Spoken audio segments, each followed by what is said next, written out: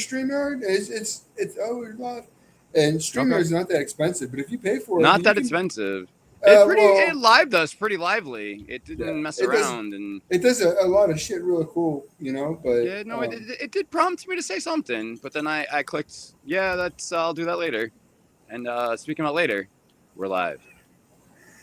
So I'm gonna not do the rookie move. Don't click on the link yet and be live over there. There's gonna be probably that live to save delay.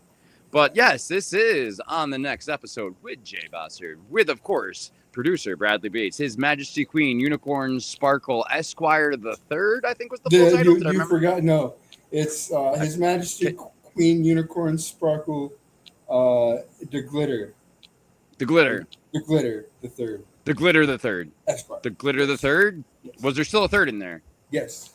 So there's a lineage. I might have had to delete it actually because StreamYard only likes. Well, no, delete it in the font or delete it in your heart. Okay, you still feel that way. Hold on. Here's the thing. Okay, I need to get this out of the way because I'm gonna have to go back and watch this later. All right, and we're gonna need to try to keep the questions that we ask out loud to a minimum.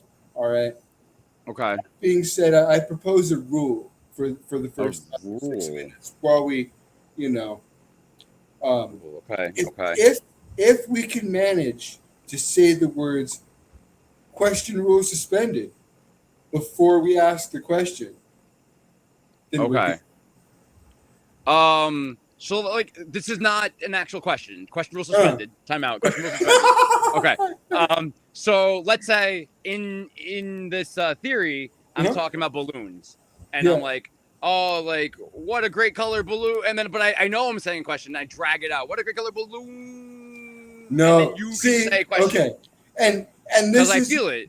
This is important to get out of the way because I feel like we haven't really touched base on your stream and what counts as a question.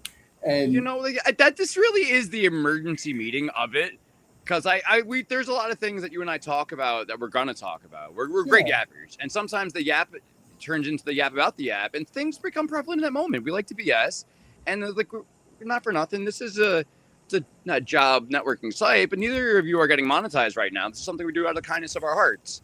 So I'm not gonna force you to like, hey Bradley, we got to talk about the podcast. If we start BSing about real life stuff, I'd rather do that, bro. So I feel like this is the best time to talk about what the rules are. Maybe just fucking nail it live, rip it live. Rip it live.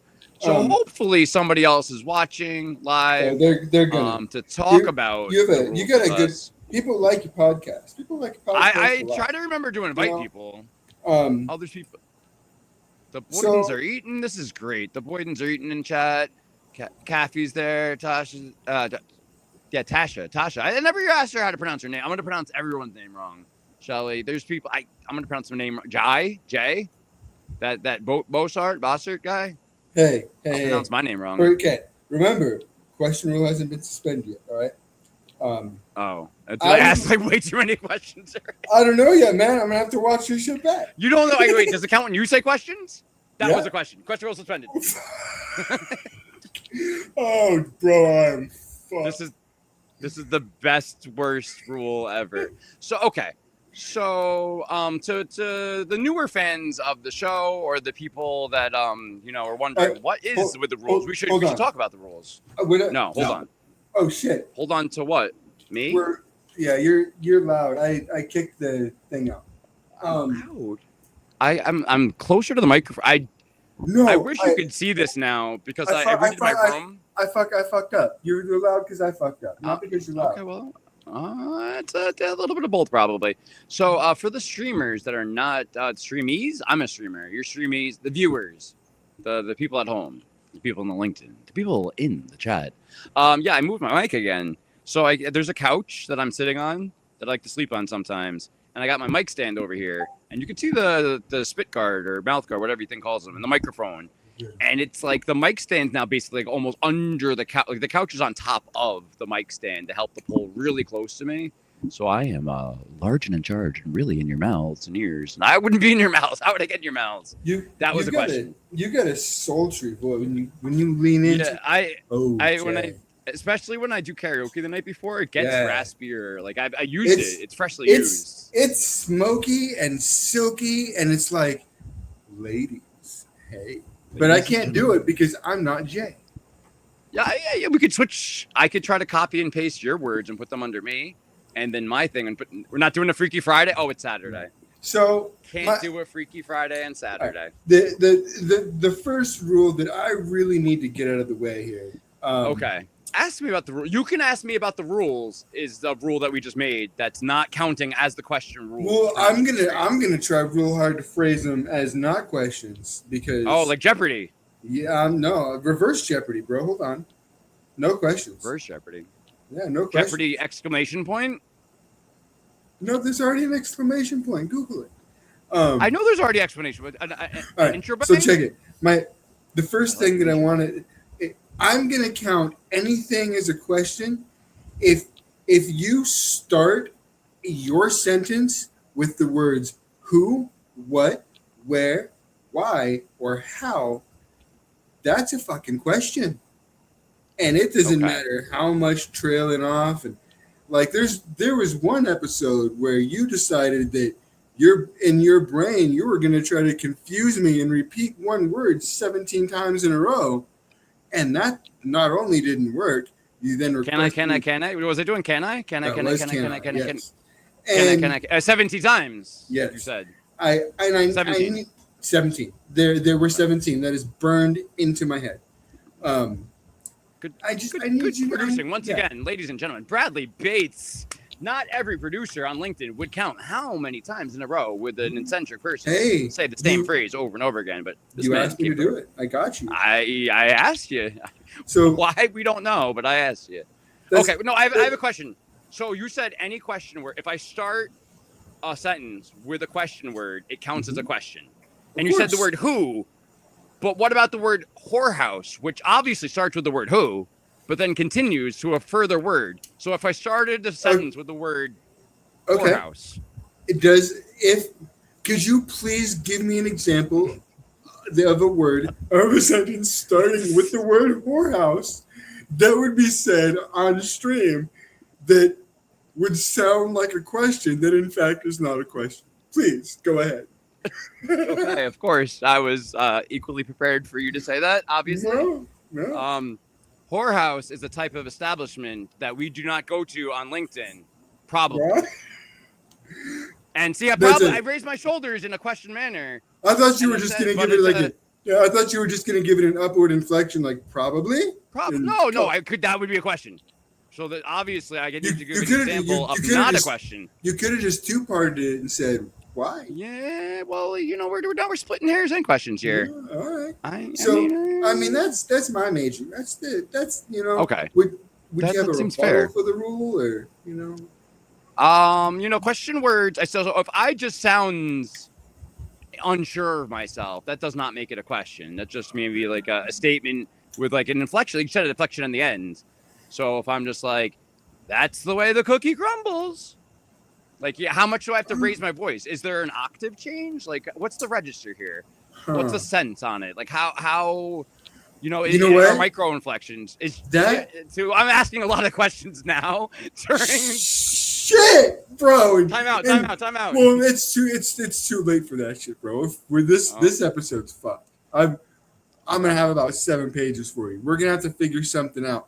I'm not going to have a list of questions for you. I wrote down the questions from last episode in my phone, which we might get to. I'm not going to have a list of questions for you Wednesday because we're probably going to have quite a bit this time. And I want to try to throw together like an app or something for you. I would really like some a kind of randomizer. fancy robot. Like I can try to whip something up for you. Whip something up for us. It's to make your job easier.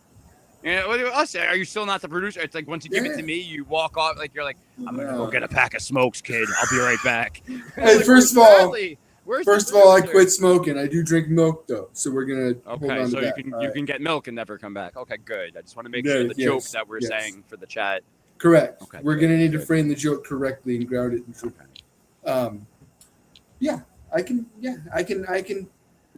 It depends on how, like, if you want to, like, share your stream, like, with me, and I can screen share, and then we can, like, I can randomize my, so that way, Uh-huh. I Yeah. can just, because that way That dude, I've got AI that I can run here for free, and I can build whatever I want. It right. takes two I think we could seconds, make a nice like a game show aspect. We've talked about Yeah, this in private, but we should talk about it in public while yeah. we have like 5 or 6 people listening. We That probably have more the than that. future, it's there's a delay. So, excuse me.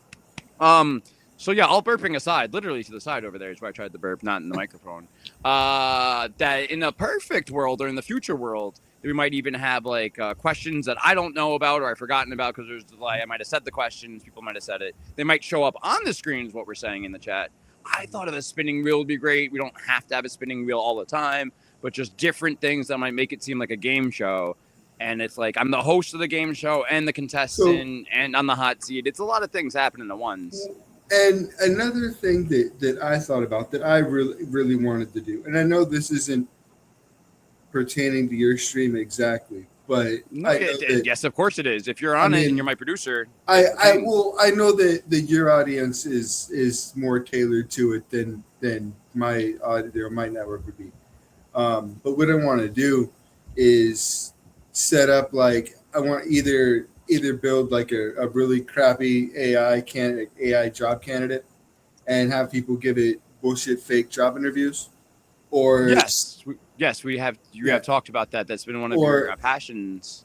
Or I mean, it might take me a second to put that together, but I want to do like a fake interview, like I posted a job a while ago, like for a fake sugar daddy for my cat, and fucking but I gussied it up in corporate language, and I want to start like an improv podcast, like maybe once or twice a week.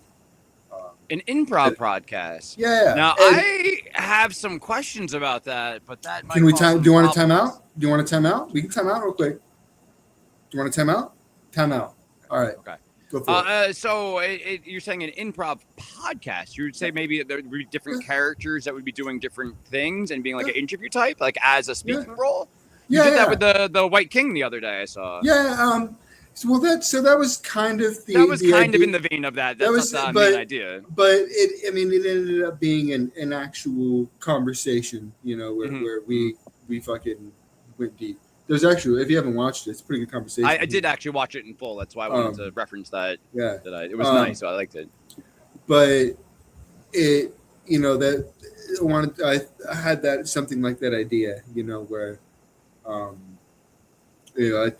But I at the same time, I didn't know his character or him very well. It just, if you watch the first 15 minutes of the podcast, they're super awkward because we're trying to feel each other out, and I don't know. If you watch it back under that context, you'll like, oh shit, this is not cool at all. And then all of a sudden, it's real good.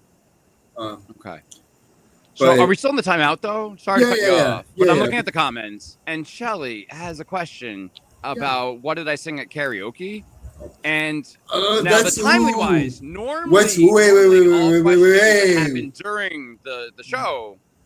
We need to lay the timeout ground rules. What are the timeout ground rules? So are we is the chat in timeout too, or like are the no? Because we'll get to those questions next week. But I think that next week. I think that can I answer what I could answer now? Maybe what I've done in the past though. There's loopholes to the thing. Like you can answer Shelly's question because it's Shelly and Shelly is awesome. Okay. I think that's acceptable for sure. All right. Now I have to remember last night. Okay. No, that's good because I was there. And once again, I don't drink anymore, fans. So like, I do partake in my like vape pen a little bit with the cannabis, but it's definitely like not like, oh man, I don't remember what happened at karaoke. Just like I don't remember things linearly. I got first Tom Petty and the Heartbreakers, Mary Jane's Last Dance. You got to start with that. You got to start with a warm-up song. I think I also did The Flies Got You Where I Want You. That was very good. I got very emotional. I think I sing that great. My counterpart in karaoke does not think so. Did Maneater, but only the choruses. I backed up some chick with that. Someone was doing Dashboard Confessional. Vindicated, and I jumped on that one. I That's decided, a I asked pretty good permission. song. I That's a asked real good song. permission, and I backed this dude up, and it's just like it blended really well, and that might have been the song of the night, if not the year. It's a good Some song. Jay-Z. I had this daydream. I was driving to Hyde Park to go to do karaoke, which is in New Paltz. It's an hour away from my house. This is once again, no one knows where these places are besides me. Doesn't matter. I was driving an hour. So I was playing some Jay-Z on the loop, and I'm like, this is going to be great. I'm going to go to karaoke. I'm going to do Jay-Z and Alicia Keys, and there's going to be some hot chick that I don't know yet. They're going to sing Alicia Keys with me. It's going to be great. And I'm like, who, what? There was girls singing. We sang Lady Gaga together. We did some Poker Face. We did, what else we sang together? Me and some girls. Question flag. CeeLo, question flag. Uh-oh. Did I say question in the question? Yes, you sure did. Oh, no. What else? Yeah, keep going. I'm just flagging myself. Keep going. Okay. I'm just flagging for myself, and I've got to watch back. Okay. So yeah, no, at some point I thought my plan was going to come up. I was just like, this is great. This is like all the gals I'm singing with over here. We're all singing together. This is my move now. This is the song I've been practicing in the car. And the universe only works according to my rules and not the rules of the universe. I'm in charge here. Who wants to sing with me this song? And yeah, and basically like two dudes I didn't know like rapped off timing and made it harder to rap, and then we sang together the parts. I just got louder. I just got closer to the microphone and just like rapped more loud. I didn't even turn myself up. I'm just like deep throated the microphone. I'm like, yeah, dude, we'll sing this together. That's not what happens. So I sang songs last night. Thanks, Charlie. There was others probably. I'm a karaoke junkie. We were stuck there till like 4 a.m. So it was slow. And the establishment, I guess we weren't scheduled last week. There was like, we'll take the week off. And everyone last week was sweating the bar. Like, where's karaoke? They felt bad about us not being there. So in the slow time, I thought we were in trouble. I'm like, there's no one in here. It's between 1, 2 in the morning. I'm like going outside. I'm like, I'm almost depressed about it. Like, there's no one in here. My buddy's talking to the bar owner. But they're talking about, like, no, they need us back every Friday. It was ridiculous last week. People were looking for us. And then, like, everyone came in from the woods or wherever they were staying, and we were stuck in there till 4 a.m. People kept wanting to sing, man. I was one of them. I was obviously clearly one of the people that wanted to sing. But I like to sleep. I don't sleep well before the streams on Saturday. That's one of the rules, I think. Before Saturday's stream, I get, like, an hour or 2 or 3 of sleep between karaoke and the stream. So that's the question rule. Because reasons. What? Okay, man. I don't have to, the question rule, so I didn't have to practice. Okay, true talk, fam. You know how people like to be smart and like practice and like have presentations and like this is what we're doing and reasons. The question rule originally exists so I could like riff and BS with like minimal preparation. In a perfect world, like the questions just perpetuate and it's just like. Look, Jay, I need you to know that I love the question game very, very much. It's very nice it's just the greatest way to prepare for a podcast that I've ever seen. And you don't even have to fucking do any preparing. You can make me do it, so it's fine. Like, yeah, you don't have to do shit. It's great, bro. It's fantastic.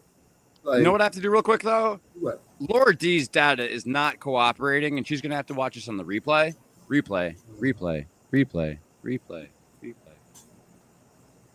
Yeah, no, I just felt like doing something fun to shout people out with their technical difficulties.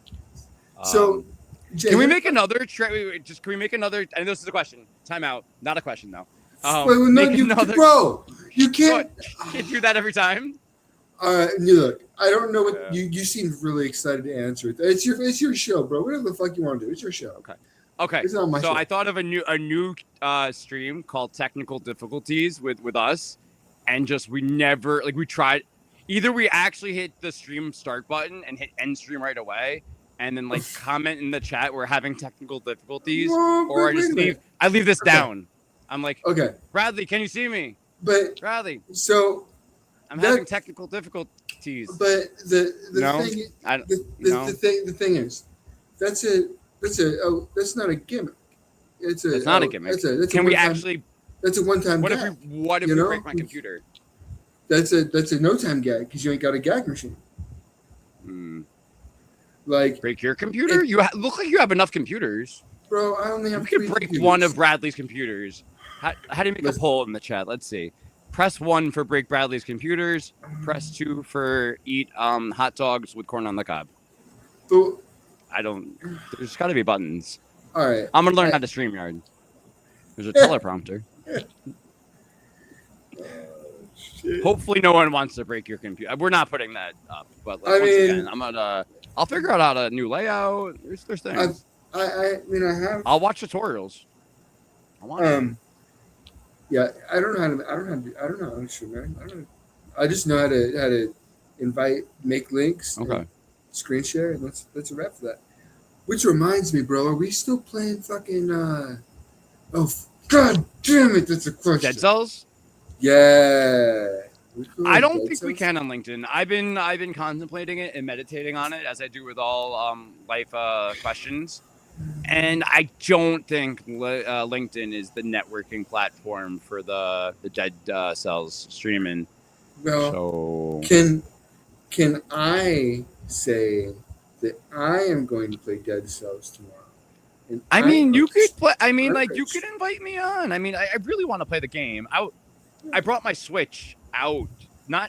I was technically in my friend's car at karaoke, but I brought it. Like we hung out for a little bit. Like yeah, he had a second job that he does too. So I sometimes BS with him at his other job in his car or whatever. He does security, just hard drives around. And I played my Switch. I was playing Dead Cells for a good like hour until I died and got butthurt, and then I couldn't play anymore. But I was practicing in a car. Bro, It's not a good place. And my controllers. No, playing on the Switch because they slide. The controllers, you get aggressive in it, they slide out. So you have to get into it and not move. I had Very weird. I had a Switch. Okay. I don't have one anymore because You switched it up then. Well, they cost money, and They do. I could, in fact, get money for my Switch when I had one. So, at the time, though, it was drugs. So. Oh. Yeah. Okay. Yeah. Hey, man, that was. God, I think I got like $85 for my Switch. Okay. I mean, the original price is $300. Was there games on it too? Bro, we don't have to disclose this. It's okay. No, I just want to know. Did you get a good market value? Okay. No. Oh no, I got. This is a question. Thing, okay, I asked an official question. Let the record show that by next chat, I'm either going to know the answer or make up something very confidently where everyone's going to think that's the answer. But I'm not going to tell anyone if it's the real answer or not. I'm just going to say this is the number we've all been expecting. I'm going to fact check you. That someone should because there's not much. I got some psych notes. I went to you know what we were talking about on earlier on the next episode, Jay Bossert, Macklemore, Mackless. That's great. I know because sometimes you gotta have some bits that actually have some longevity and repeat in it, and sometimes I force questions. So there was a Macklemore and Mackless question. I think you asked Bradley. I did. Yes. That was my question. I was very happy to see you answer it. By the way. I bought some things at thrift. I went to 2 different thrift shops yesterday, and I bought this sweater vest. Can we see some of this here? That's a question. That doesn't count. That's a fuck. No, that of course that counts. Well, okay, fine, it counts. But I didn't argue with them. But I was even saying I saw this sexy beast of a thing, and I love it. I have something similar. I wanted to cut the sleeves off a real sweater and make my own sweater vest, which is a bad idea, which I haven't done. Because it would just unravel like that Weezer song, Undone the Sweater song, which is a great song, but like once again, not a great sweater, great song. So as I was in the shop yesterday and seeing this glorious piece of fabric on the hangers, as one does, I saw the sign above it, and I'm looking at the tags. I saw it to my friend. I'm like, there's no sign for this. There's a sign for vests. There's a sign for sweaters. There's no pricing for sweater vest. I bet you they're going to want it for the price of a sweater, and I'm going to want it for the price of a vest. And lo and behold, we get up to the line, as people do in orderly fashion, one at a time. A line segment. Lines go on forever. That's purgatory. This was a line segment, actually, because it stopped at some point. And the buck stopped here because they were like, this is basically $6. This is a sweater. And I'm like, and the sweater vest? Because the guy said vest in the sentence. This sweater vest is $6. Sounds like you're talking about a vest there. This is $3. Jay. What? This is how you Macklemore for Mackless.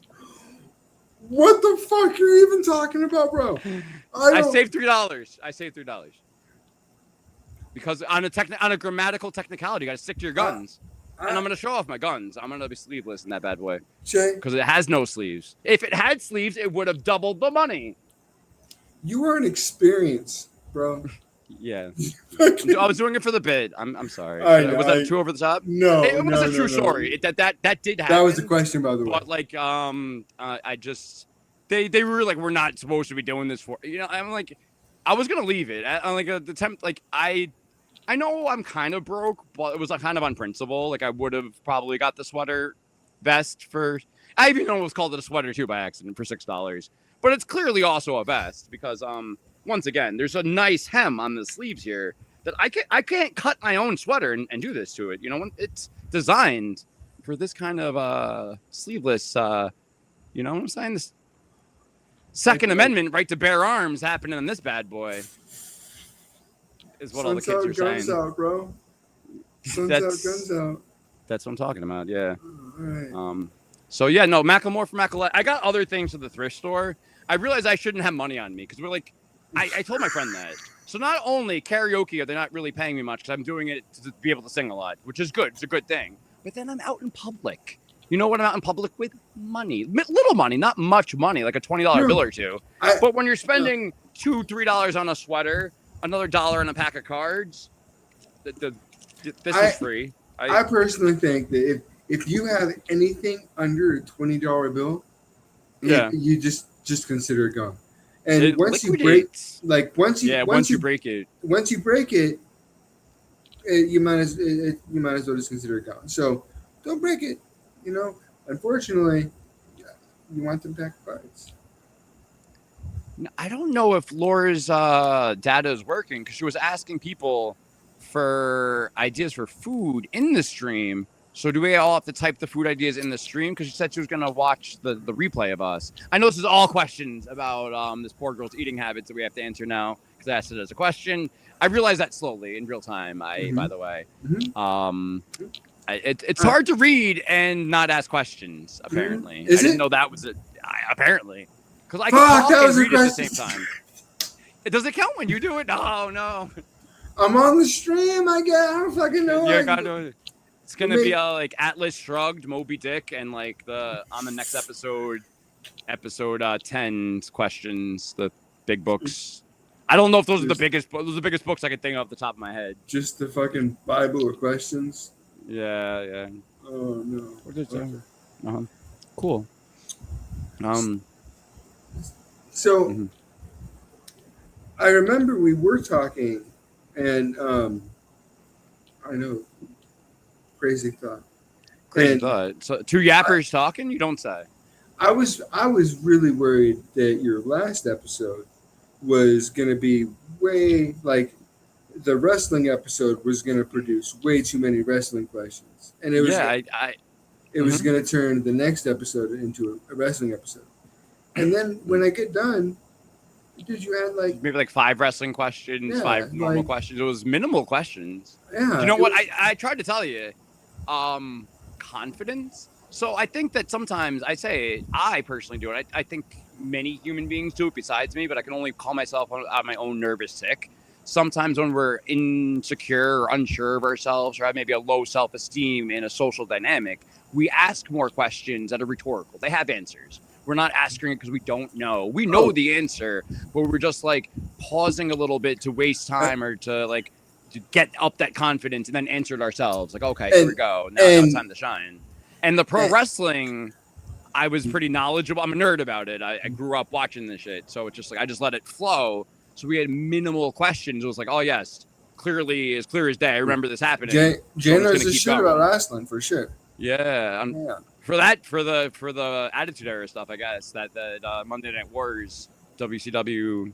No, you were on it for the NWO. I used to watch wrestling way back when I was a fucking beep. So we got like the Hogan, Hacksaw Jim Duggan. I was Iron down Sheik. for Hogan. My sister was down as fuck for Ravishing Rick Rude. That's one of my faves right there. That's and then so when I got into high school, I started watching wrestling again. Like I used to live in Sacramento. I remember I went to when they started doing the Judgment Day. I went to the first one in Arco Arena. That was pretty cool. Was that still with Edge in the Judgment Day? That's actually a pro wrestling question, but I Yeah. need to know. That's like the original Edge before he jumped to AEW. He actually got to pick his dudes behind the scenes. They were like, "Who do you want in the Judgment Day?" And he's like, "Oh, I want Damian Priest. I want Ripley." And they're like, "Why would you want that? That doesn't make any sense." He's like, "Shh, I know what I'm doing." It was pretty sick. And then I don't know when or why. I think I stopped watching it because I like to get high. And yeah, I think that's really the reason I stopped. Was that no? That wasn't a question. Okay. See, now I'm trying to follow your rules, dude, and it's tough to make rules so one live. I feel we all do that. We have this kind of like moral code or etiquette that we make up in life, and like that's the righteous path I should live by. And then it's tough to live by one's own rules. It's very tough. This is a good metaphor. Let me tell you about a game that I'm developing. I was going to ask if you'd like to hear about it, but then I figured that it'd be easier to state that I'm going to say. Just ask for forgiveness than permission. Just tell me, like, was that okay? Then that's 2 questions. Oh no. No, it's big. It's based on the gaslighting and creating policy and like. So I based it off of Calvin Ball. If you like Calvin and Hobbes. Is that the one builds character? Was one of the phrases they would say. So Calvin Ball is where they keep making up rules as they play, and they have to treat every single rule that gets invented as canon. So it's basically the ultimate improv, like yes ands, but inside this reality of sorts. So I'm developing an AI that plays like it. You basically, it's a little company in a box that you try to do gaslights, and it's gonna be pretty cool. But I'm hearing like SimCity meets Roller Coaster Tycoon meets the actual AI, because AI yes ands you meets like I'm actually improv meets a company. I'm actually going for like Papers, Please. I've never played it, but I've heard great things. I've seen trailers. I know what you're talking about. It's reading its gameplay. But yeah, you know what, man? We're not here to talk about me, bro. Well, the old school like Sierra games, by the way, too, like those old. No, I hate them. Like they're cool. Some of them. The point when like the hybrid, when like not when it got too ridiculous, where you had like type and like the words were so cryptic that you didn't know what was happening. Well, it's like not, like the actual like integration of words and point and click. It's not even that. It's no.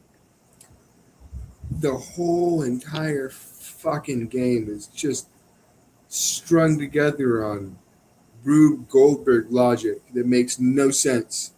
And like, how in the fuck am I gonna know as a 9-year-old child that I need to take this canary over to this fucking pond and let it go so it flies? And where the fuck did this frog come from? King's Quest 5 you're referencing?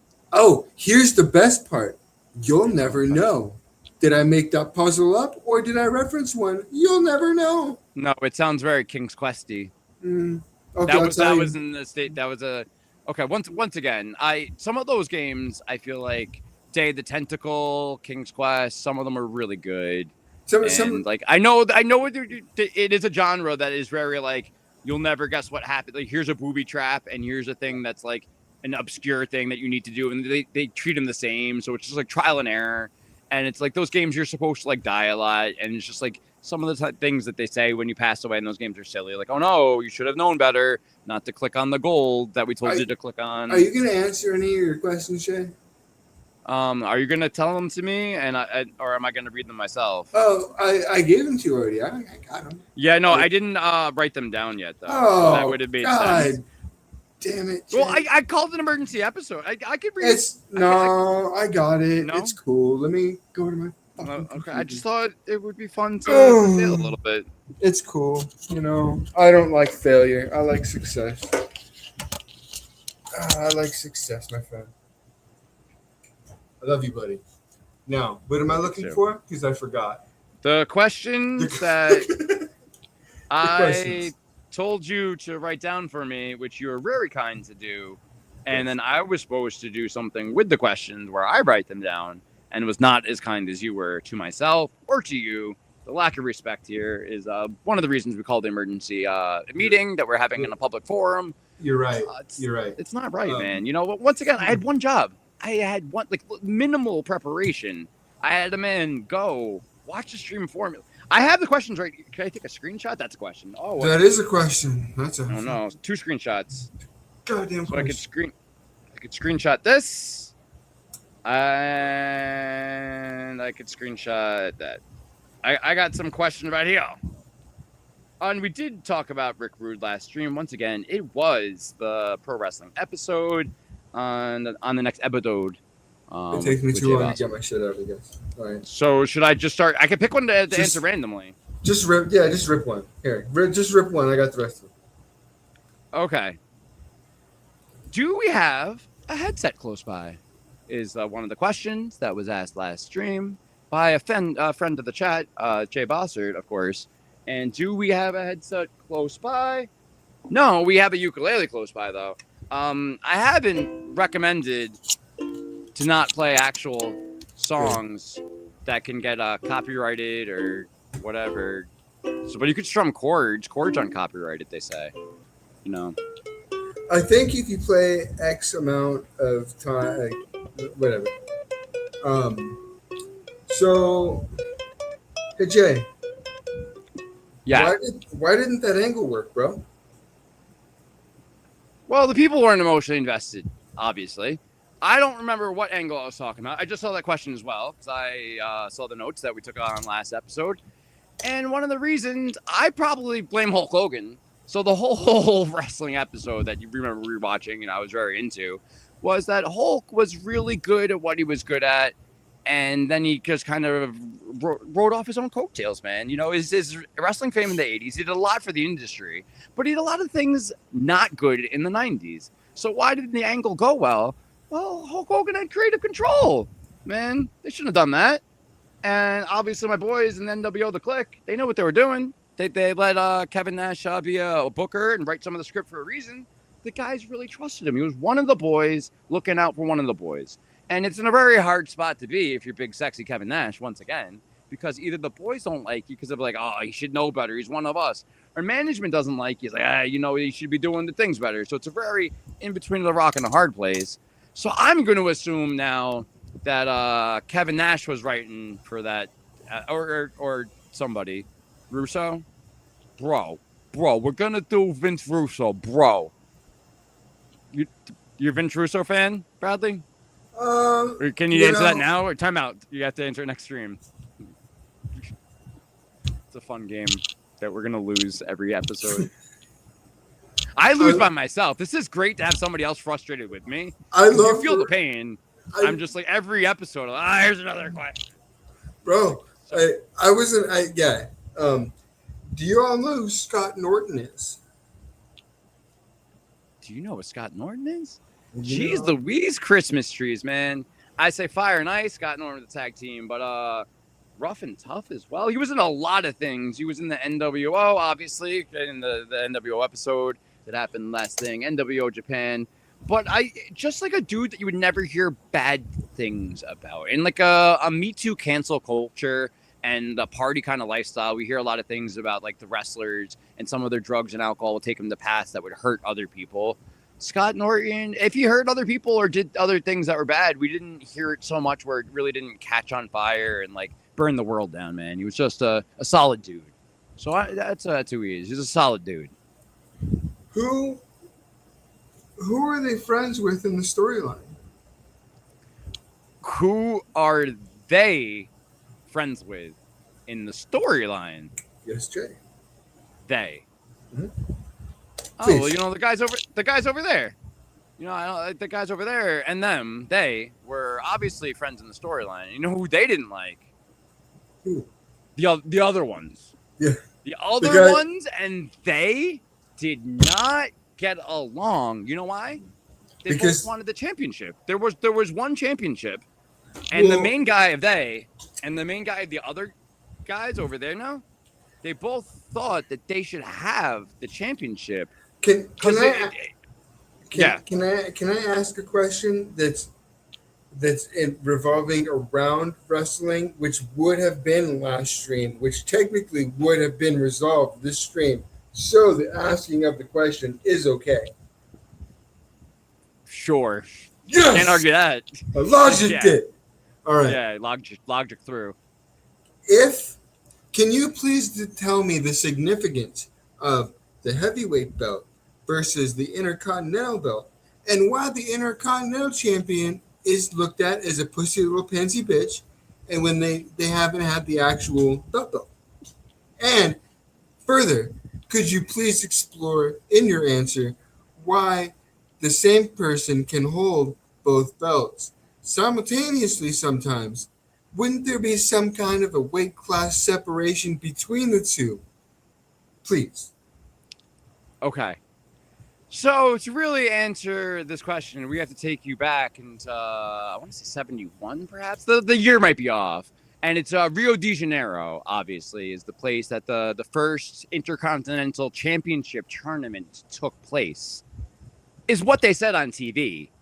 But it was fictitious. It never happened. They just gave it to our man over there, the guy who wrote the Royal Rumble, Pat Patterson. Was the inaugural winner of the Intercontinental Championship. And it was to try to do something different. That was back in the days when you had your Bruno Sammartinos, your people that were your Bob Backlunds, your top guys would really hold onto the belt and, really do the rounds of it. Champions, I guess Roman Reigns did it a few years ago, but you really have the same champion. You wouldn't see him much. You'd want to try to sell your event tickets. So you have your title belt. You'd show it on TV. You'd be like, this is the title belt. You'll see it. You can't watch the match, though. You want to watch the match? Come out to the local show and watch the title match that you want to watch. So eventually they realized, though, we have these things. We have television starting to kick off. We have to have something for the folks at home that are sitting at home. They're not coming to local events. People have broadcasting money. We have to have something else besides the main belt to have on TV. Let's do something else. So they made up the Intercontinental Championship. And they gave it to Pat Patterson, who's one of the bookers / wrestler. He was still like one of the boys behind the scenes, management or whatever. And it went off. And that would be the workman's belt. That was the one that you wanted to feature on TV more. You wanted to have kind of showcased as like the working man's championship. And then the pay-per-view main event was the thing. Yeah, the championship. And like I think even too like divisive characters as well, like a Brock Lesnar character in WWE as well, like where you wouldn't be Intercontinental, would be like the big bad, the one that you would take out, like wouldn't see him all year round, but he still has the title somehow. And you come out and just like demolish and go back into hibernation, whatever. So wait, and we're talking about there was a couple questions you answered. I really want to make sure we get to all aspects of it. That I feel like sometimes it's a storyline divisiveness of it, where can someone hold both belts?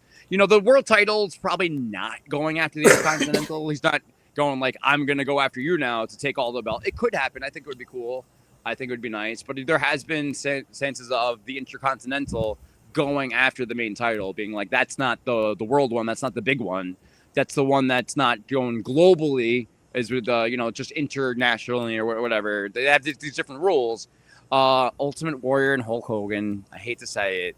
But when Ultimate Warrior was Intercontinental Champion, he was able to beat Hulk Hogan and was double champion. And that was the big WrestleMania event. And it was like the big thing. They did the angle. So they built up to it. That was like something they weren't doing. They kept the two worlds separate. And they really, on one of the biggest stage selling the pay-per-view, were like, we normally don't do this at all. These champions never even go after the same thing. This is, logically they should. Everyone should want the main title. But for whatever reason, they kept like the mid-carders and the main eventers separate, obviously for reasons. And they really, shot that for that. But then that also goes into the thing, or according to the history books, the number one, I think, Intercontinental champion of all time, vacant. I feel like a lot of times they would vacate the title.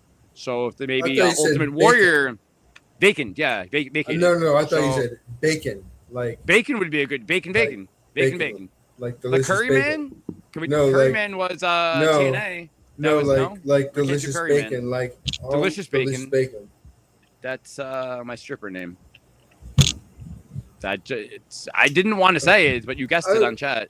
That's fine.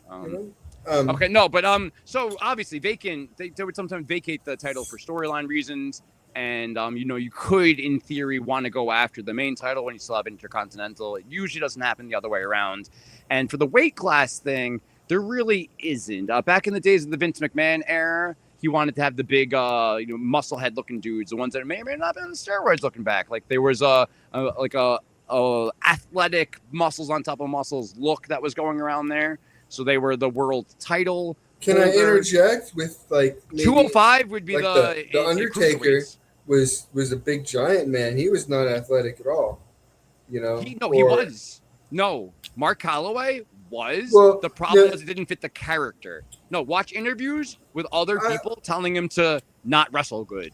He was jumping off things, doing flips, and they're like, "You're dead. What are you doing?" And then you're just like, "Oh, I should just wrestle like I'm in a horror movie." And they're like, "Yeah." And he's like, "Okay."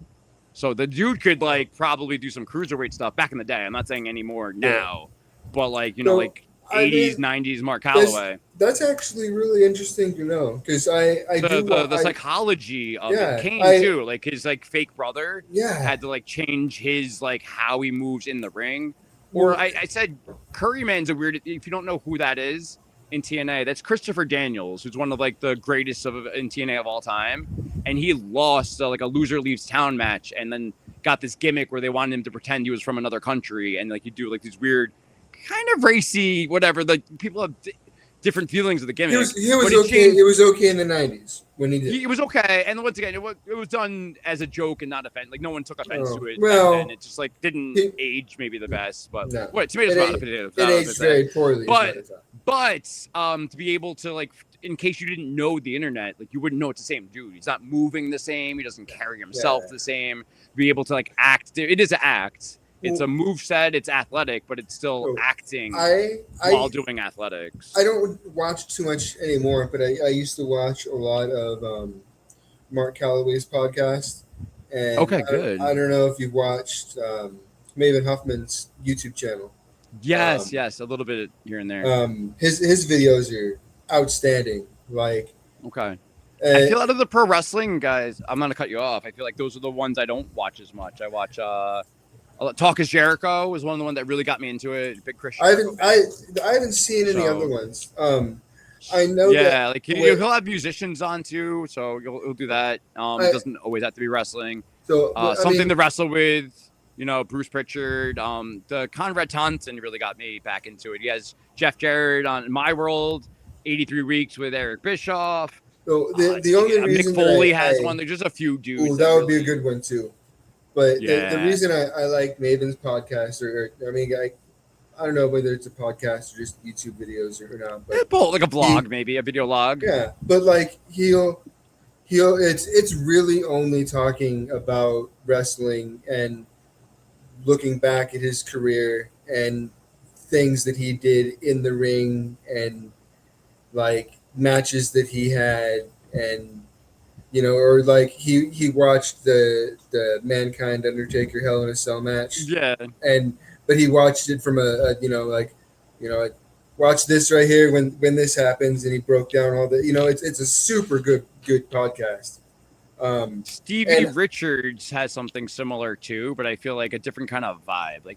Maven's personality kind of reminds you of a QVC salesperson, but not in the bad way, not in an insulting way. No, I like Maven. Maven's he's warm and let me explain this to you. Because this, I don't know. I don't know that I'd be able to find another channel that breaks it down the way that he does in that style. There's definitely a way where he has it. There's different. Yeah.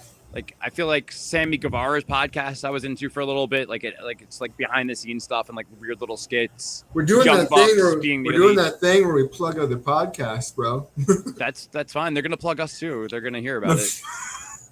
I do. Wow. I do want to move on. I'll plug what?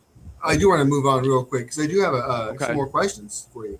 Oh, geez. Yes, of course. Yeah. So there were several questions you had in the last episode regarding the Randy Savage leg drop.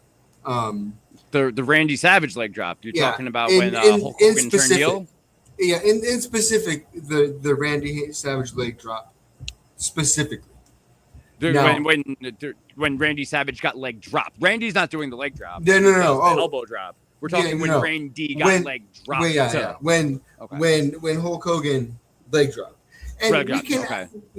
we can actually open this up to a broader Hulk Hogan question because I know of your hatred. My favorite man, of course. Now, of Hulk Hogan's very small repertoire of moves that he is known for,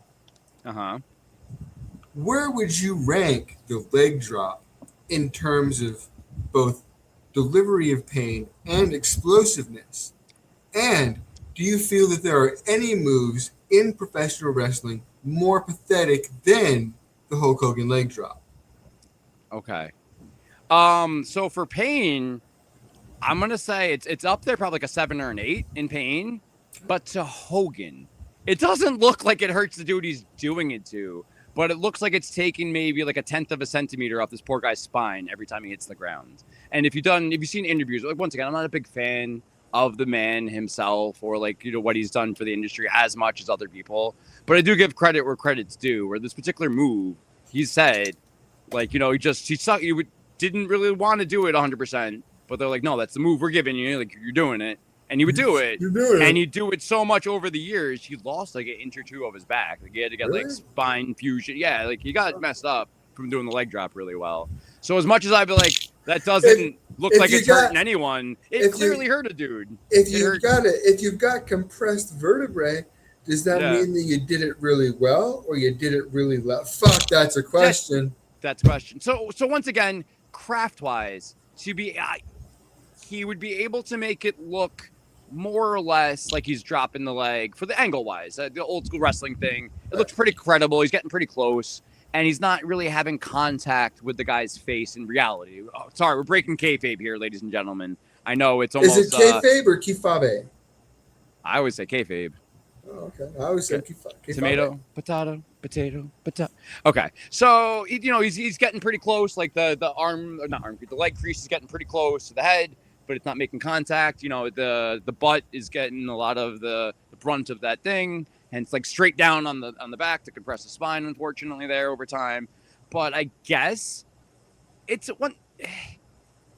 still like, even in a real fight though, I wouldn't be like, I'm gonna drop the inner part of my kneecap on your nose and that's gonna be the most effective. So even like on a fighting stand, like it never made sense to me. The elbow's pointy. That actually like an MMA move. Like the outer parts, yes. Like the point of an elbow, the point of a knee. I want to ask another question. Time out to ask another question. Yeah. But we have so many questions to get to. We do?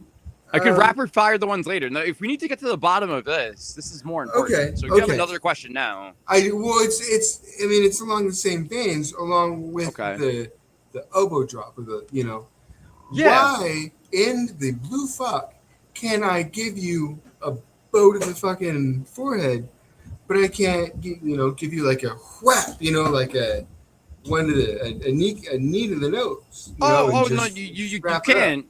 You can. But a lot of things have a 5-second count. So like things that are not good, those are barred hold. They call it a hold, even though it's a punch in the face. Those are a hold that is barred from the competition. Okay, and if you're coming off the top like that.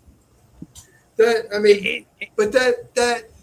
in turn, it's the question. Why isn't a whap to whoop, barred, but a whoop to whap is barred? No, they're both technically barred, though. I think there is a different.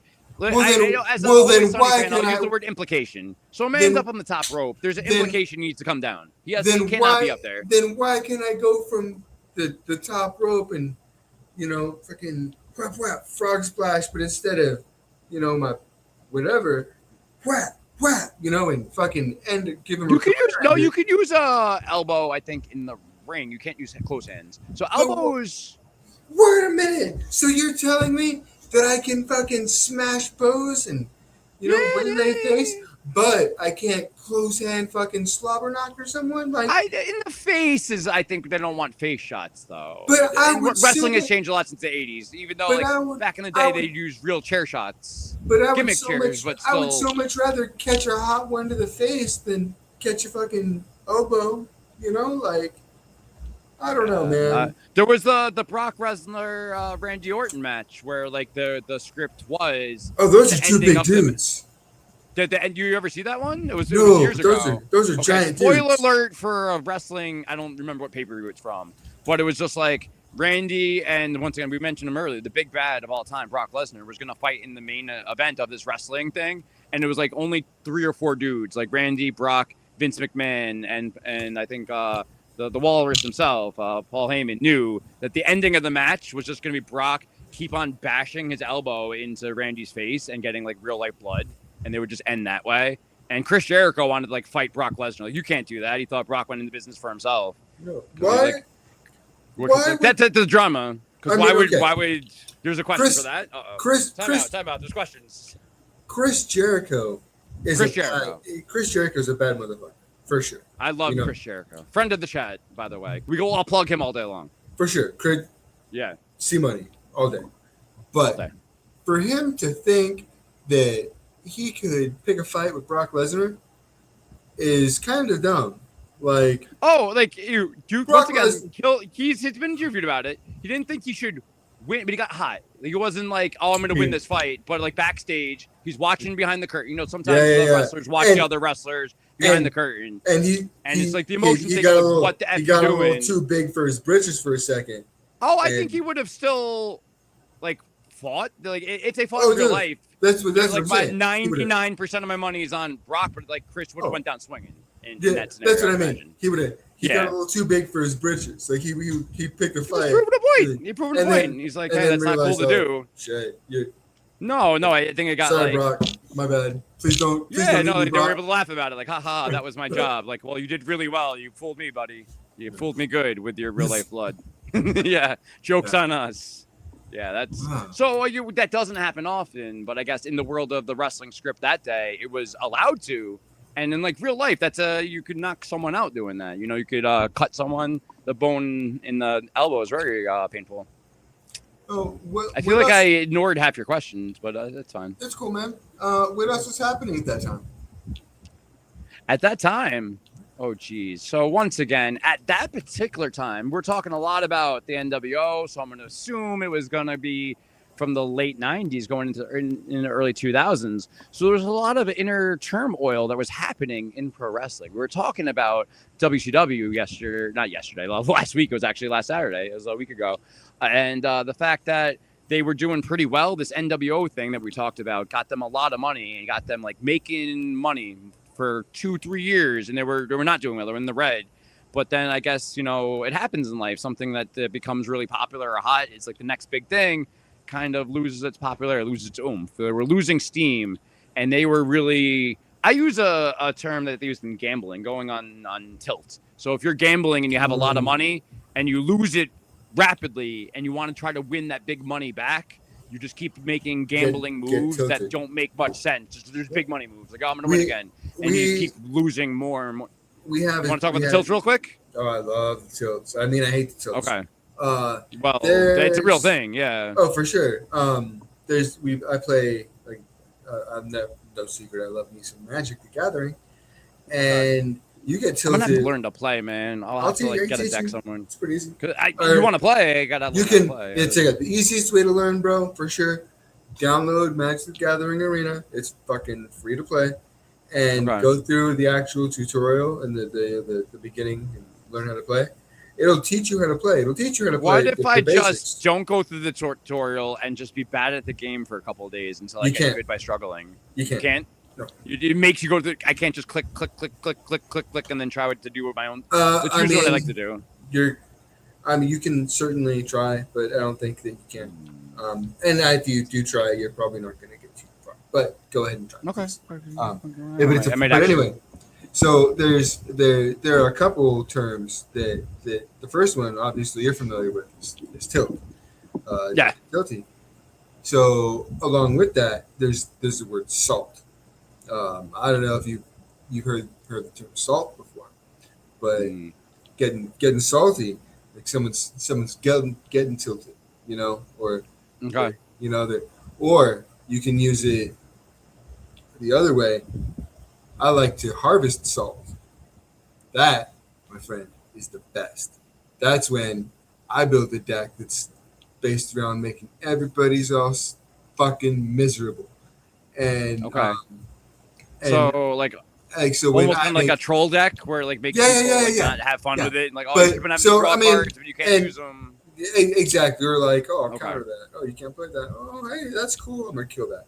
Um, Okay. and it doesn't. I don't have. I only have like one or two, but um, and your goal when you play one of those, you make everybody's getting salty and mad and just fuck this game. This game sucks, and you only pull it out when there's an asshole at the table that's harvesting salt first, and those people don't Okay. deserve to have a good time. It's like, oh, you want to play one more, buddy?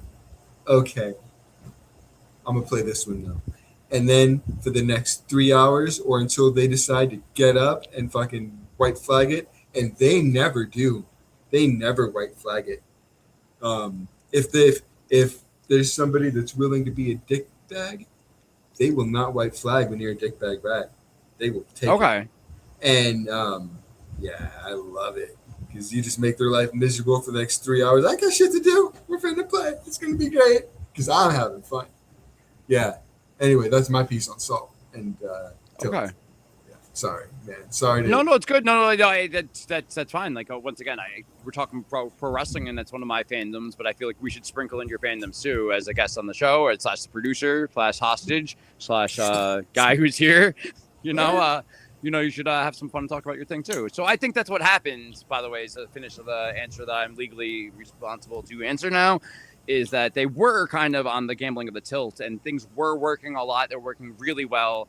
And there was some unfortunate key players that were injured, some key players that went to different companies. Certain pieces were moving around behind the scenes. You had to try to do what you had to do. A lot of people were hating on poor David Arquette being champion, but I feel like it was different. We're talking about this Oh guy. fuck! I forgot. David goddamn Did you? Arquette. I for fucking got Brilliant, the guy. man. The guy from Scream Yes. was a wrestler. Fucking, I forgot. He still wrestles sometimes. Still once in a blue moon. Get the fuck out. Once because he does it because he likes wrestling. They thought. Well, no, Okay, let's time out. I might accidentally Nobody's ask a questions. wrestler because they hate wrestling. Well, but he had a movie. So back at the time, as a wrestling fan, so I'm a dumb little kid. So maybe I didn't know. There's a movie. What's the name of the movie? Scream? Welcome. No. The David Arquette was in this other movie. It was about these two Scream bros 2. or something. No, it's once again not one of the Screams. So I know what you're saying. Just say another number with the Scream, and that would be a good answer. But it was a wrestling movie, which I'll remember the name as soon as we hang up. But whatever. WCW wrestlers was. I'm gonna look it up now because you're gonna keep guessing wrong things and distracting me. And then I'm gonna answer. Next chat, it's just going to be you with different movies that I'm just going to have to answer the plots to for 20 minutes. Which doesn't sound bad for the record. It would still be fun. Oh, fuck no. But that's what would happen. That's a cause and effect there. It's I'm not illiterate. I just wrestling movie.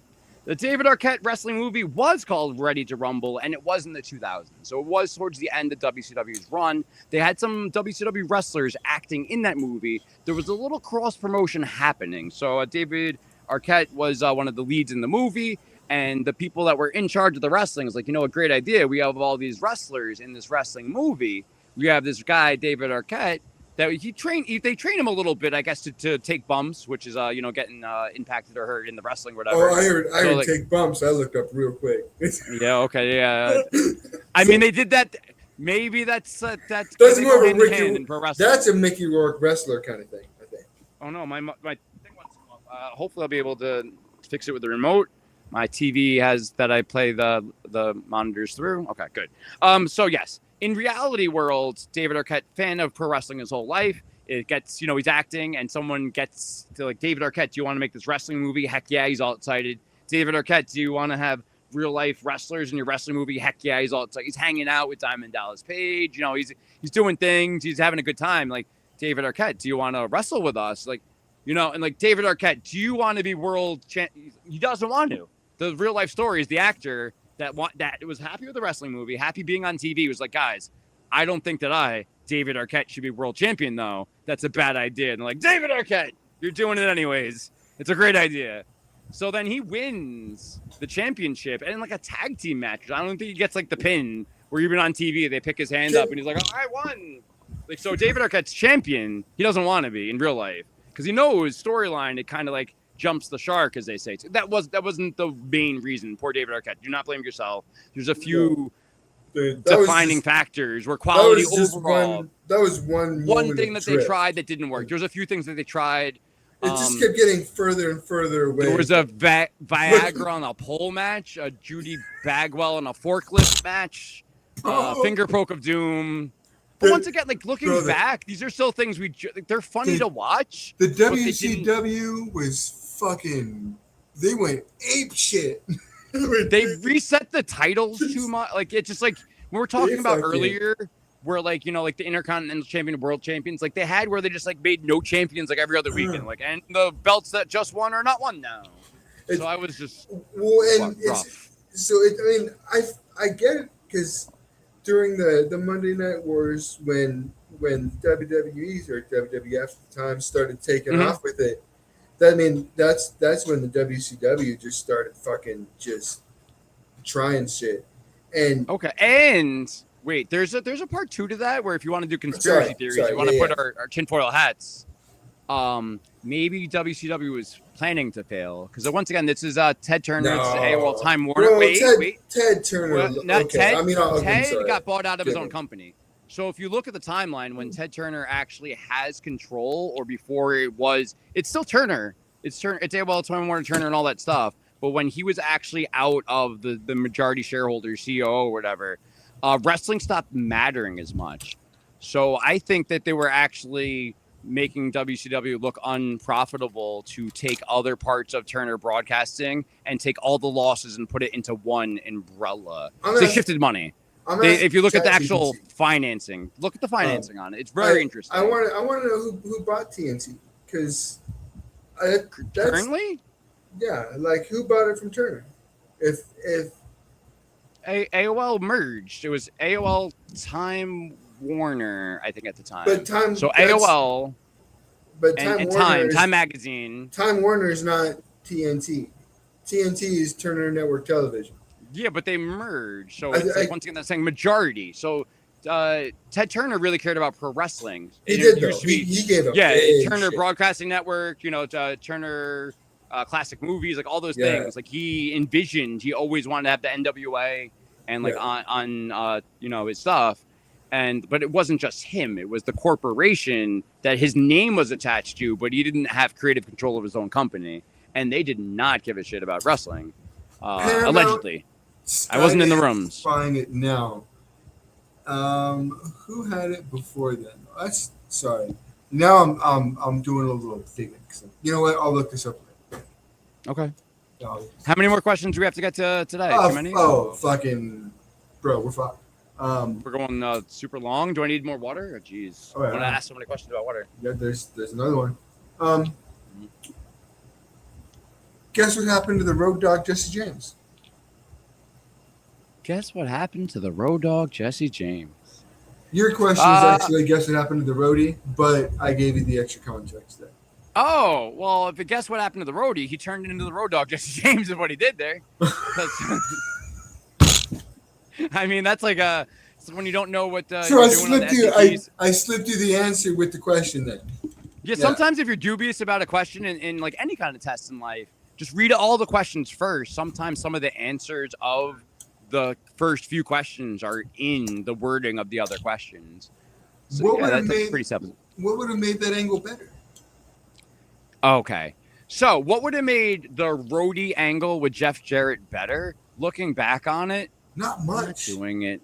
No. Because okay, for me, that was a good angle. But that was Okay, it was a good angle, That was when but they it teamed up kind in of, the WWF, yeah. it kind of Milli Vanilli Jeff Jarrett to me though. So for me, behind the scenes, knowing that he's the song and dance man, he's Mr. Country, he can't even sing his own song. Jeff Jarrett could sing like you and I. I'm not the best singer either. Yeah. But the roadie can sing. Road Dogg Jesse James, the wrestler, could actually have a voice. Like that it was actually his real voice that they were using to record that song, if you didn't know. So in that angle, the roadie, they found out he could sing and like, hey, why don't we have this angle where you're singing, but it's not you, it's this other guy, but then you prove it's you. So like it's a good angle. But then for me as this like wrestling nerd / music nerd, I think I secretly thought less of Jeff Jarrett for 2 or 3 decades. I'm like, wow, Jeff, you can't sing your own songs when you're on TV being paid not to? I don't like you. So I think it would have been better at the time if they winked to me secretly in middle school. If they got called in the principal's office, like, is Jason Bossert here? And I'm like, yes, that's me.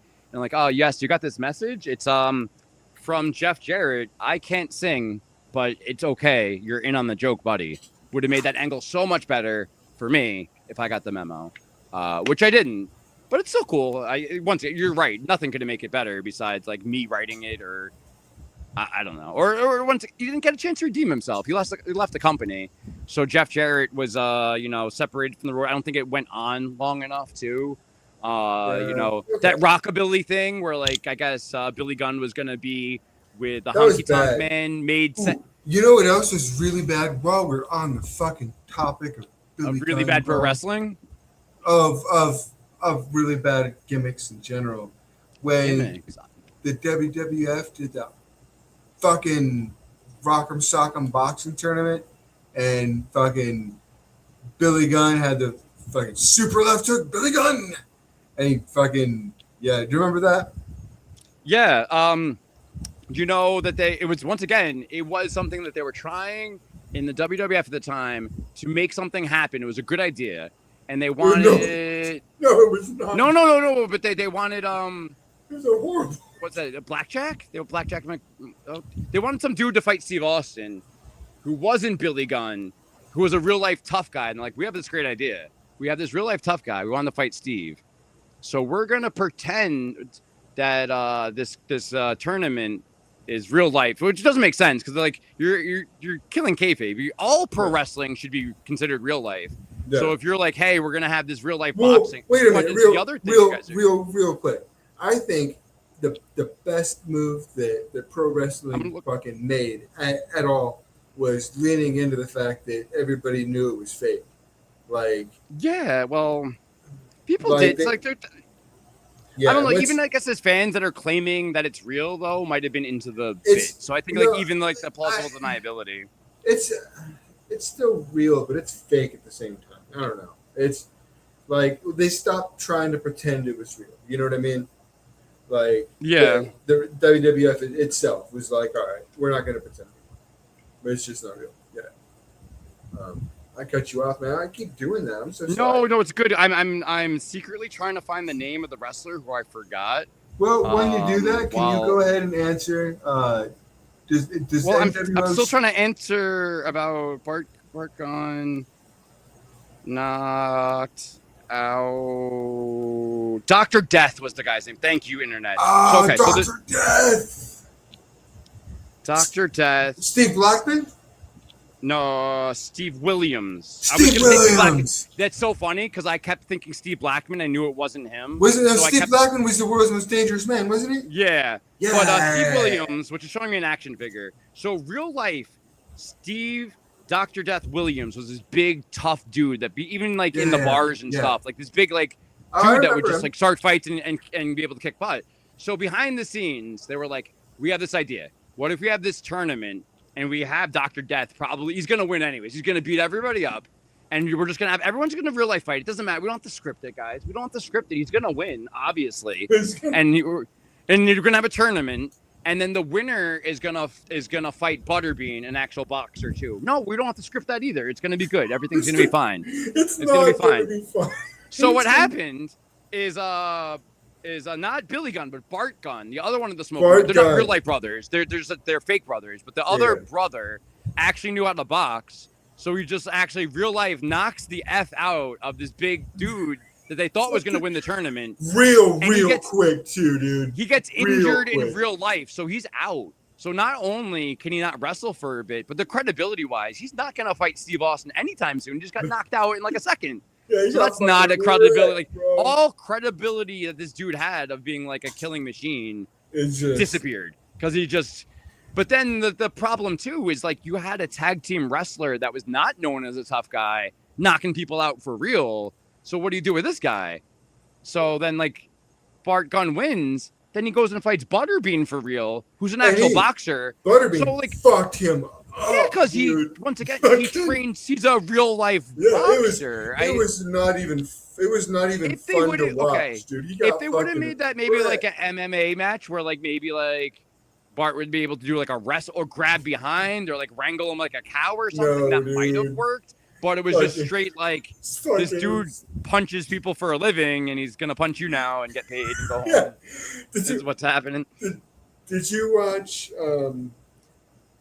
Okay, this is totally random, but did you watch the interview with Steve-O and Mike Tyson, where Steve-O? It was back when Steve-O still did drugs, and he asked Mike Tyson, "Hey, Mike Tyson, can you punch me in the face?" And Mike Tyson was like, "No, I am not doing that. I will kill you." And Steve-O was like, "Okay, can you hold your fist out like this, and I'll fucking just run into it?" And he was like, "Okay." And there's a picture of it online. Probably you can find it. Of Steve-O running full force. Yeah, Steve-O running full force into Mike Tyson's fucking fist, dude. And his fist is massive, dude. It takes up like Steve-O's entire face. Like it's just fucking. It's just like holy shit, dude. Why did you think this was a good idea? Yeah. Oh, that's a good question. I might want to hold on to that for the next stream and see fuck. I asked the question, didn't I? I want to answer it, but well, fuck.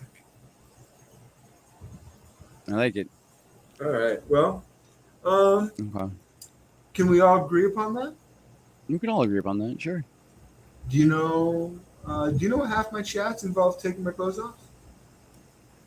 Oh, was that what they agree upon that? Was that a question that I asked too? Huh? I'm lightning round you, bro. Oh, okay. Okay. Yeah. So can we agree upon that? Yeah, we agree that half my chat involves me taking my clothes off. Yeah.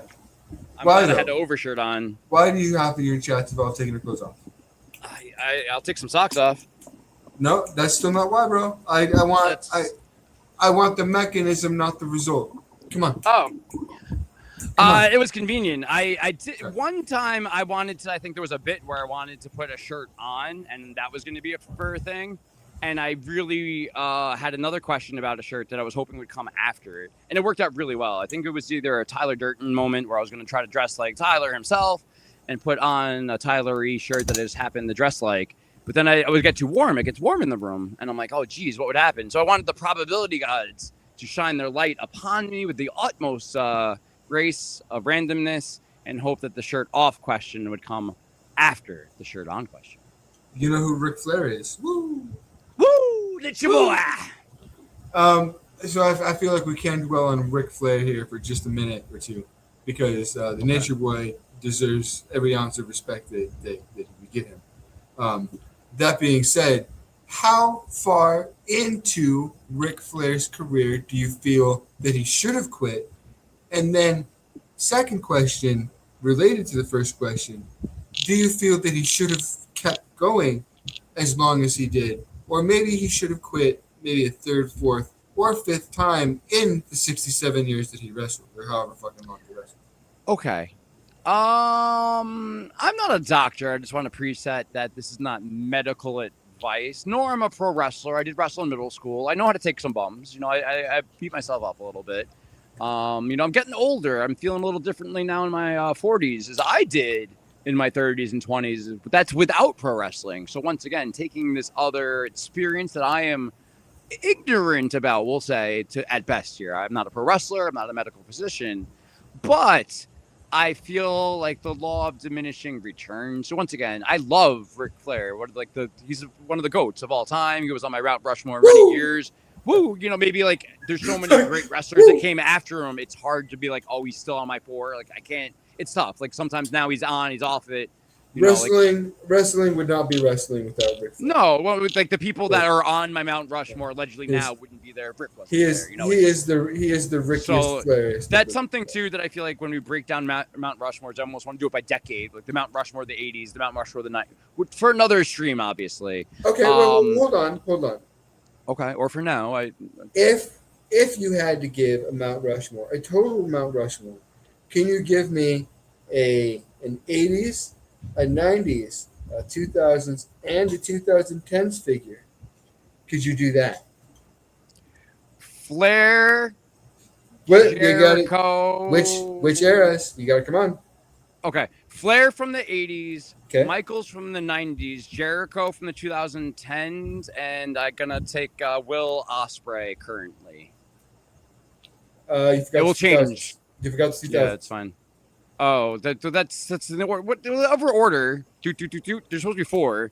Okay. So it's chronological. 2000s is Jericho, and then 2010s is Ospreay. That's really when he started coming on my radar. Him with Ricochet came onto my radar around then. Or Kenny Omega would have been a great spot for that. It's tough. Even just one per decade, it's tough, man. My favorite wrestler in the 2000s was The Rock. Okay. And I know that's an overblown answer, but that's fine. That's a great answer. I saw The Rock. Like I remember when I was this big watching Saturday Morning Superstars, and out came Rocky Maivia, and he was real shitty, and everybody hated him. And I was like, that guy's dope. Look at him go, man. It's dope. So you didn't like the Die Rocky Die time that they would do for them? Well, no. I'm talking about the very first match that he ever did. Yeah, with the is that a Raw? They had like a showcase of them on the Superstars or a Raw. It was on Saturday. It was on Saturday Morning Superstars. Superstars, okay. And he wasn't The Rock. He wasn't. No, he was Rocky Maivia. He had the little greased up Jerry curl looking thing. Yeah. You can. I think he had the turquoise fucking Speedo. Yep. And And I remember he came out. He got beat up real bad. Oh man. That guy's dope though. Like, look at that old job. I think it's like a trial by fire. So once again, I'm not in the industry, but there's a lot of like second generation, third generation stars that are almost kind of treated when they're coming out as like this nobody dorky dude, like on purpose, and then have them kind of like fight for themselves. I think, especially if they're not one of Vince's like they're from like an enemy territory or from like someone that's not like a homegrown talent. Yeah, they kind of like. Even Dusty Rhodes would put like yellow polka dots on Dusty to see if he can get over in the most ridiculous, or put a mascot on Mankind because they don't want. I have another question. I would really like. We're still talking about Flair. No, I still have to give Flair a cutoff. Oh yeah. Go ahead. Sorry. So once again, I like the man's earlier work. I don't think the unnecessary bumps were worth it. I want to say if he still wants to be in the wrestling business, like he wants to be out there, get the attention, addicted to the crowd cheering for him, I would have cut it off. Unfortunately to him, he did lose a retirement match to Shawn Michaels at WrestleMania. That would have been a nice way to go home. The I'm sorry, I love you, super kick, Rick's done, would have been great. If he still wanted to go to TNA and wrestle, I feel it, but I don't like it. I'd say manager. Go to TNA and manage. Go in TNA to be a general manager. Be a mouthpiece. Get that crowd warmed up. Like they love you. They want you. There's no reason to take the bums. I have another wrestling question. You're gonna love this one. Ready? Is it the new one? So you're just hitting me with these live rounds now. Yeah. All right. Can you please rank with no other explanation other than the names your top 5 wrestling mouthpieces? In no numerical order, just I want 5, 4, 3, 2, 1. 5 is the worst and 1's the best. You know what? Mouthpiece. I feel like there are way too many great mouthpieces. Just give me. Wait, Give me do they give me- wrestle too, or just like this? Like we're talking like managers that are mouthpieces, or like Ooh, an actual wrestler can also be a mouthpiece, We can open or separate. we can open it up to anybody that I might have to do separate. We can open it up go... to anybody that was a mouthpiece. However, they have to have the only qualifier is their run as the mouthpiece. Okay, so like someone currently like a MJF who's wrestling and one of the greatest on the microphone of all time, but he's still wrestling, shouldn't be on this list because he's not a mouthpiece. He's wrestling. Yeah, if he was the greatest, if he was the greatest mouthpiece of all time, I'm gonna say he might be, but once again, I don't think he's considered a mouthpiece. Okay, he's just a really great on the. Okay, how about I'm gonna say managers. He's gonna go managers. Yeah, let's go with managers. I've got another question after you hit this one though. Oh, okay. Top 5 managing mouthpieces of all time. I'm gonna put Jim Cornette as number 5 there. He's so whiny. He got the 10. I said no context. Oh. Well, no, go for it, man. Everything. Sorry. No, go ahead. Redact everything. Look into my remote. No, you just been Men in Black. No, you're good. Jim, okay. Corny number 5. So no, I got no more context. So only Corny gets context. Good for him. I'm trying to think. So Bobby Heenan is number 4. Okay. Yeah, it's tough. It's really tough. It's really tough indeed.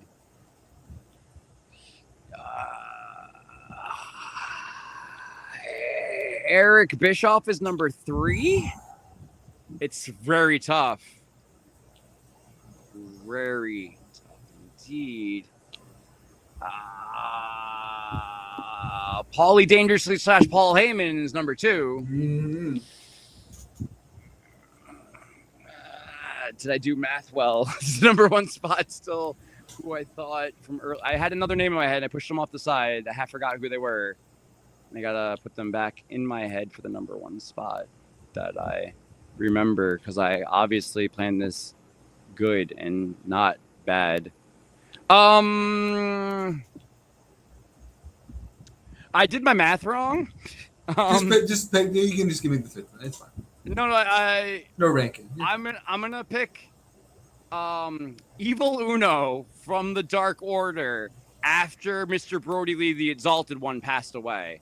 So it's weird. He got the second-hand pity, which you can't beat that. I'm not saying nothing wrong with Evil Uno. He was always really good behind the scenes in being the Elite, in being the Dark Order. And Brody Lee was really good. He was doing a character. So I liked what he was doing. I didn't think he was the best leader de facto of all time. Unfortunately, that man, I know I'm doing the thing where I'm explaining again. You told me not to do that, but I'm doing it anyways because reasons. I will. So I've got another question. You're gonna love this. So Brody Lee, the wrestler, passes away, and in the group, the lackey, the next in command, was always Evil Uno, and to him just be as the default leader. Not counting -1, Brody Lee's real son who can't wrestle, who was 11 at the time. His dad passed away. They put him on the show or whatever. But just that emotional connection, for me, I remember that angle live. This was a fledgling company. This is AEW. This is the competition. I'm going to, pony up with those boys more than WWE, it seems like. And this is a real life thing. Wow, one of their top stars passed. And they're giving this other dude an opportunity that might not have gotten an opportunity if this other star wouldn't have passed. And he just kept up with it with an homage to his friend. He did a good job as the leader that kind of got forced into it. And a good leader gets forced into the role. So that's why he's taking the number 1 spot. It's because of reasons, unfortunately. Okay. And because I'm bad at math, because Evil Uno is not the best leader of all time. And no offense, bro, to Evil Uno, if you're watching the chat, obviously. Maybe, you beat out some big names there, bud, to get to the top spot. If we now say, can you please in this time in no particular order, please, the top 5 wrestlers that can cut a promo. Not we are not counting one-off promos that happen to be amazing. We are counting consistent amazing promos. Okay. Top 5? Top 5.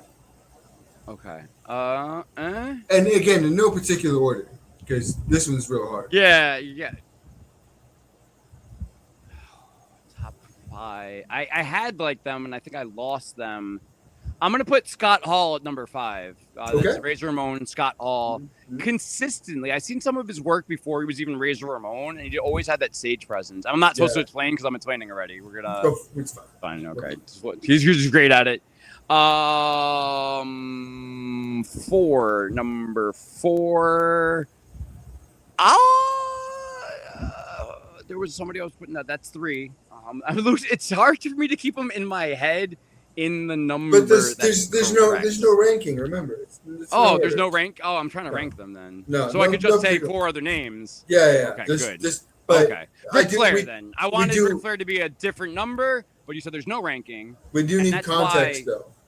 I need context. Yeah, he never played a hero, but he was the villain that that kind of anti-hero before they did anti-heroes. He was like the styling, dining, profiling. He would talk these real life talks. And it would make you believe he probably was living the gimmick half the time, but he was going to sleep with half the town. All these women that you were friends with are not safe when Rick's around.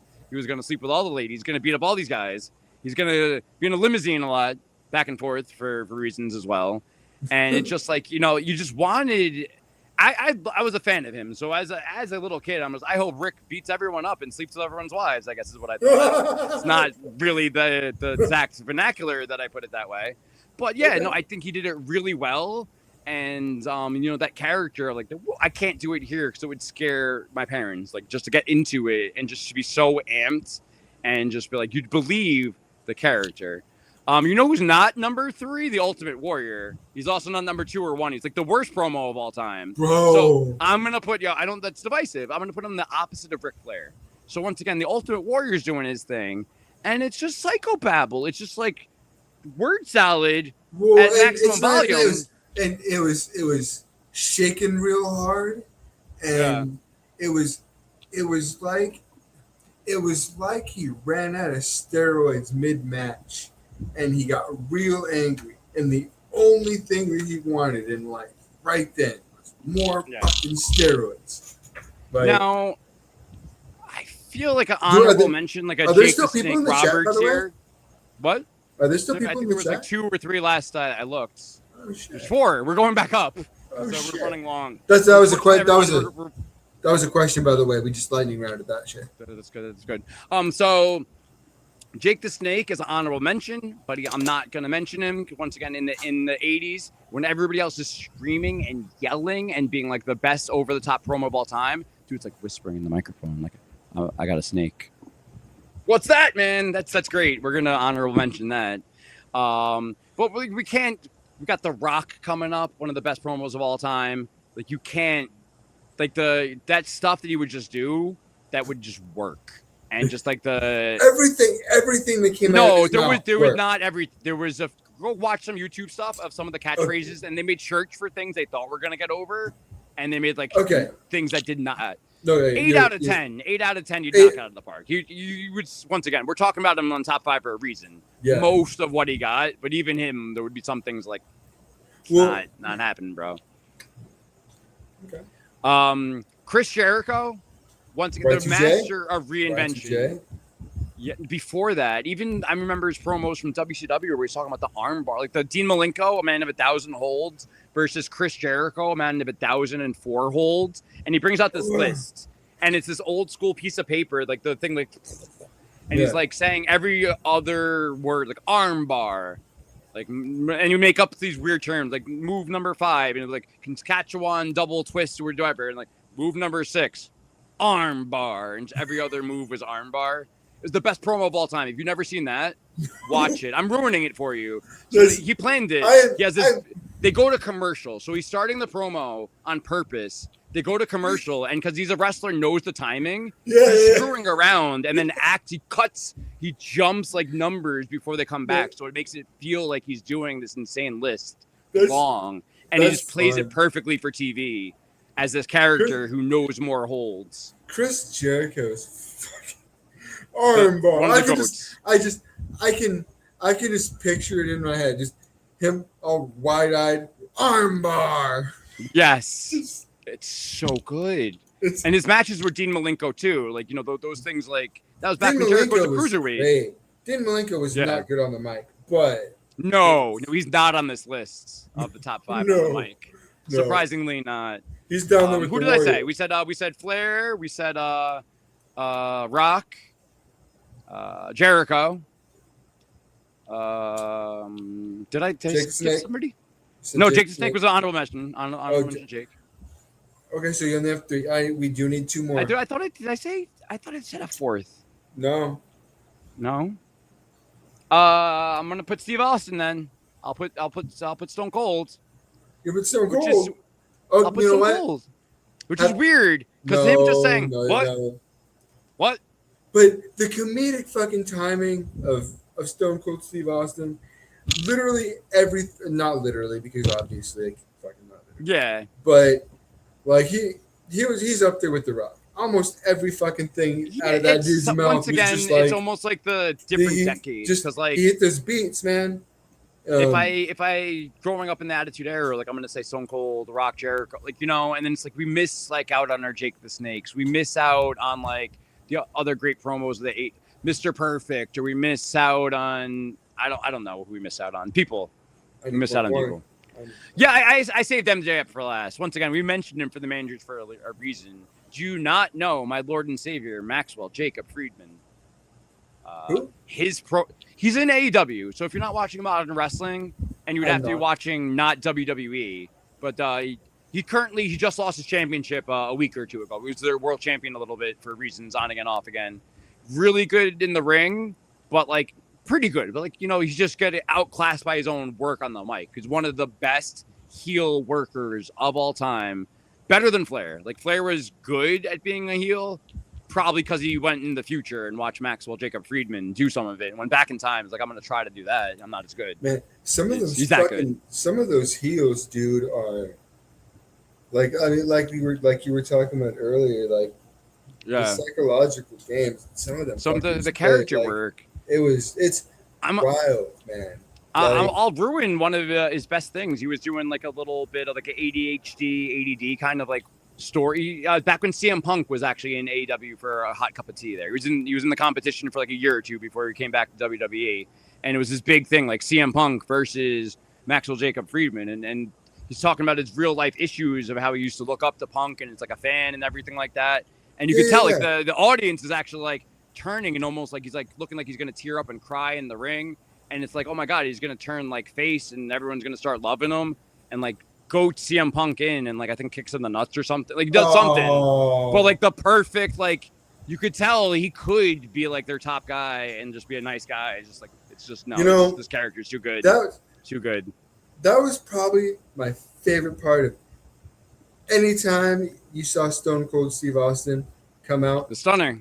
You knew. The kick and the stunner. Somebody was getting a stunner.